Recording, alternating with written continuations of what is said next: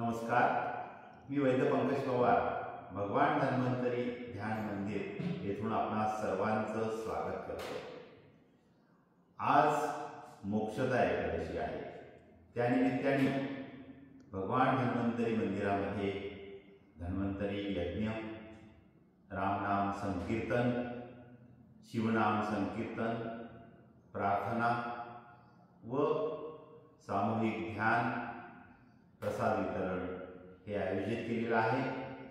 तसेच आज गीता जयंती असल्यामुळे गीतेचा 15वा अध्याय याचं सुद्धा इथे वाचन करण्यात येणार आहे। तरी आपण या धन्वंतरी ध्यान मंदिरामध्ये लाईव्ह आपण सगळं पाहू शकता। तसेच आज आपण आसन जे करणार आहोत ते वज्रासन, म्हणजे बैठे आसनापैकी आपण वज्रासन या आसनापासून सुरुवात करूया। सुरुवातीला दोन्ही पाय समोर घ्यायचा आहे। दोन्ही पाय समोर घेतल्यानंतर एक पाय फोल्ड करायचा आहे, दुसरा पाय फोल्ड करायचा आहे। त्यानंतर दोन्ही पाय ची मुद्रा अशी फोल्ड केल्यानंतर ध्यान मुद्रेमध्ये बसायचं आहे।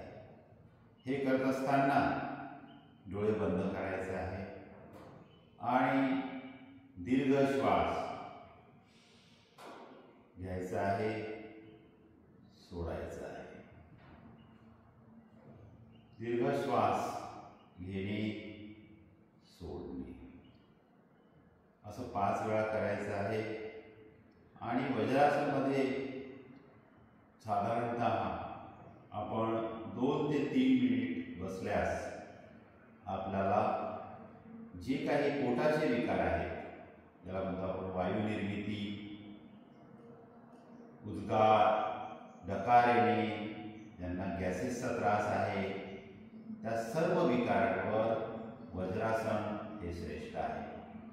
वज्रासनाचा एक दुसरा महत्त्वाचा फायदा असा आहे की हे आसन एकमेव आसन जे आहे की ते आपण जेवणानंतर करू शकतो। जेवणानंतर आपण हे आसन केल्यास आपणाला पचन संबंधीचे सगळ्या तक्रारी, पोटाचे विकार, गॅसेस, पॅन्क्रियाटायटिस, त्यानंतर अपेंडिसायटिस, हे सगळे विकार या आसनाने पूर्णपणे बसतात। म्हणजेच काय की आपलं पचनतंत्र, पाचन संस्था सुधारण्यासाठी हे एकमेव असं श्रेष्ठ आसन आहे।